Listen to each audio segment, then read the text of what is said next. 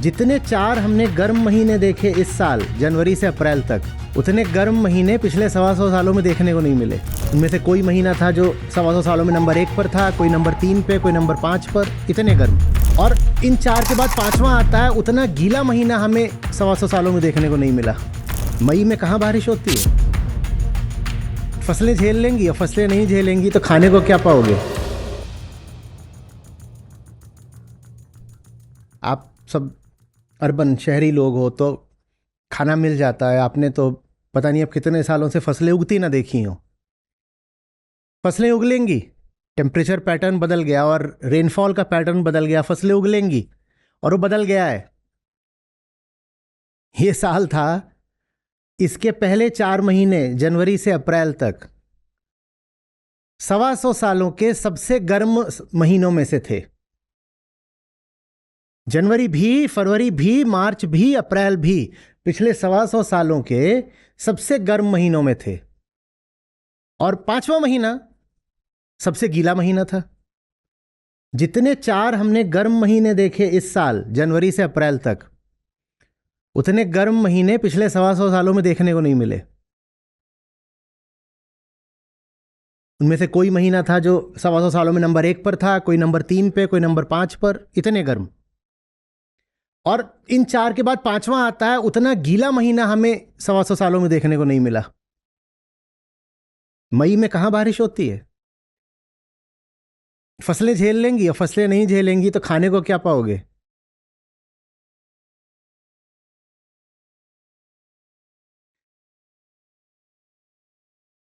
Specific heat जानते हो, है ना?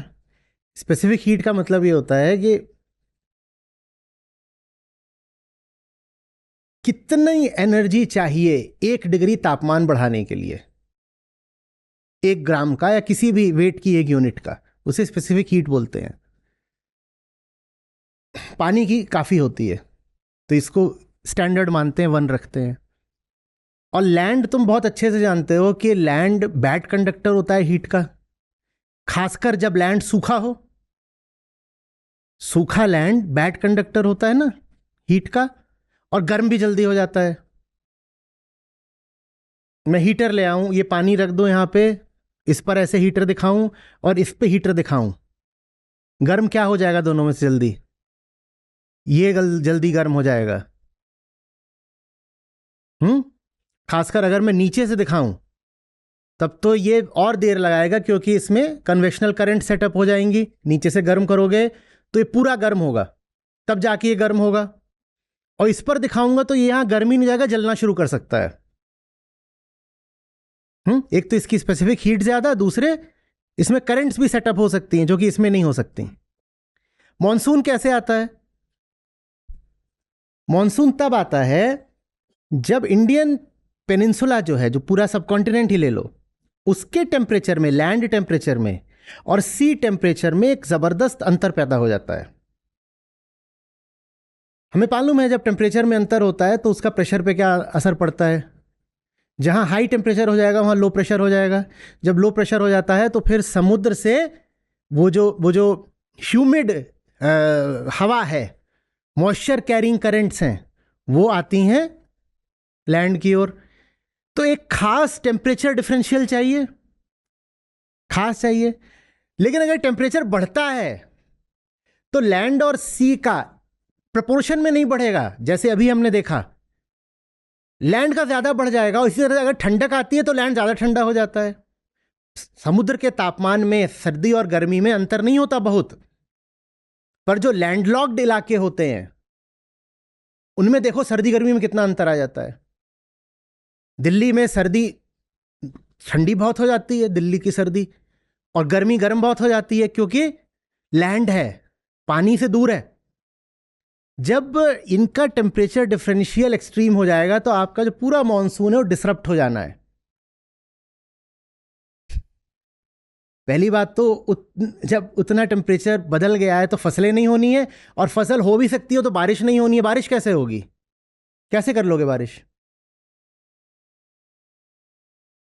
वो एक बहुत डेलिकेट सिस्टम है, जो मॉनसून सिस्टम है वो बहुत डेलिकेट है।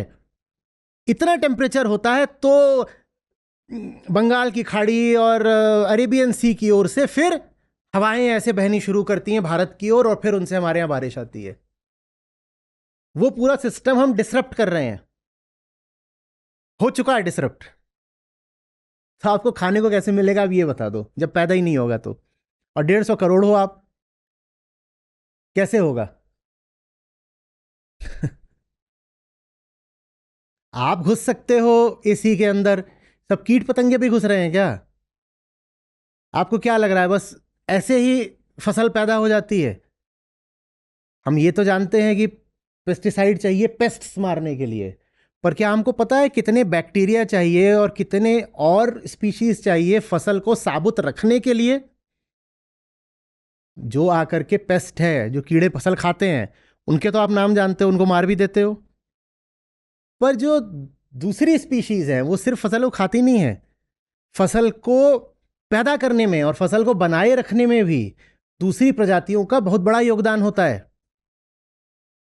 आप एसी में आ गए, वो प्रजातियां भी एसी में आ गई क्या? वो तो मर गई ना, जब वो मर गई तो फसल कैसे पैदा हो जाएगी?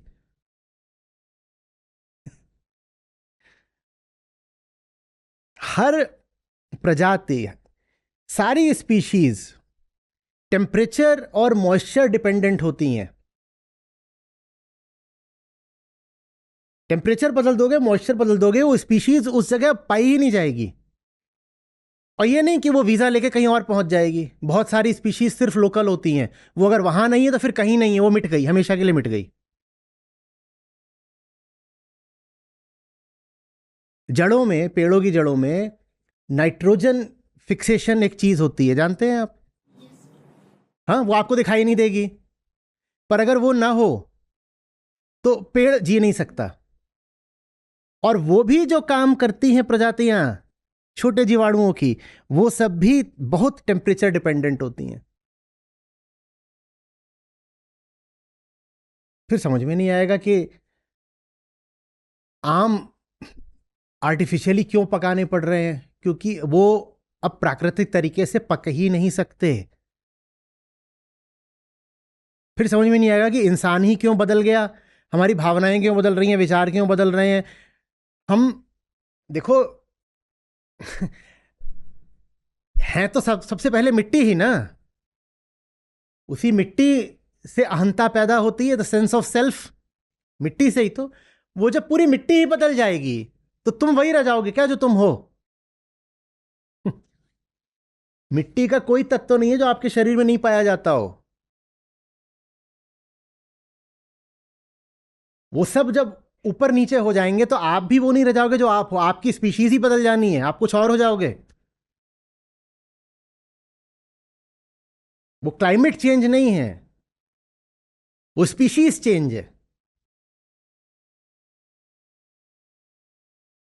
और इसीलिए क्लाइमेट चेंज जैसी आपदाओं का सबसे ज्यादा असर भारत जैसे देशों पर ही पड़ना है। भारत उन 5 शीर्ष देशों में है जो क्लाइमेट चेंज से सबसे ज्यादा आहत होंगे, कहूंगा बर्बाद होंगे।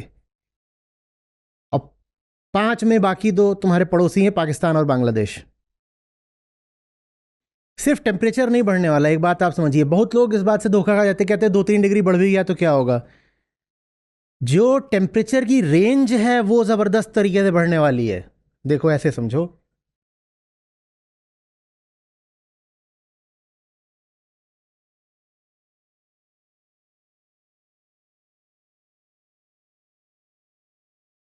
ठीक है? ये इसको ले लो, कुछ भी ले लो, टाइम ले लो, ये टाइम है और ये टेम्परेचर है। अभी मान लो तुम्हारा ऐसा कर्व है, ठीक है? ये कर्व है, तो ये इसका एवरेज है, इस पूरे कर्व के टेम्परेचर का ये एवरेज है। ये जो एक्स एक्सिस है यही एवरेज हो गया। हम एवरेज की जब बात करते हैं तो हम बहुत बड़ी भूल कर देते हैं, क्यों समझो? ये जो पूरा कर्व है ना, इसका शेप ये हो जाएगा।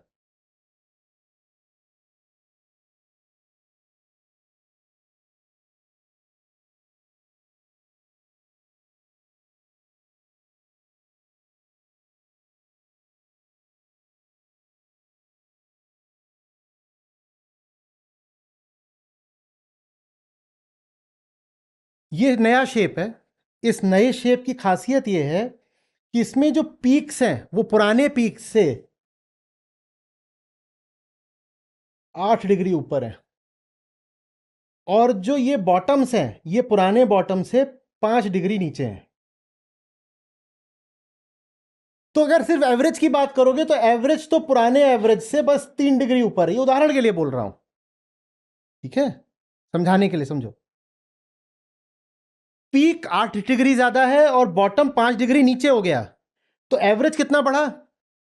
तो आपको लगता है 3 डिग्री तो बर्दाश्त कर लेंगे, वो 3 डिग्री नहीं है, पीक 8 डिग्री बढ़ गया है। अब इसमें गरीबों को क्या होगा ये सोचो, और जानवरों को क्या होगा ये सोचो। 3 डिग्री एवरेज है, पीक 8 डिग्री 10 डिग्री बढ़ेगा। और यही जो पीक है जब ये ह्यूमिडिटी के साथ बढ़ता है तो जो फेल्ट टेम्परेचर होता है वो 15 डिग्री ज्यादा हो जाता है।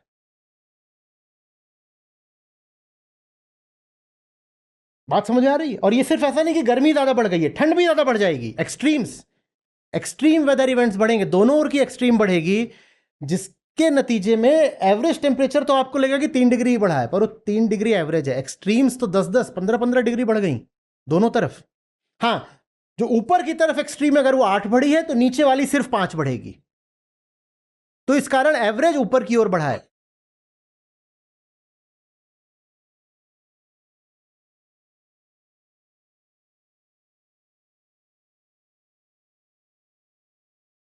इरेटिक, विम्सिकल वेदर, पता ही नहीं चलेगा कि ये क्या हो गया।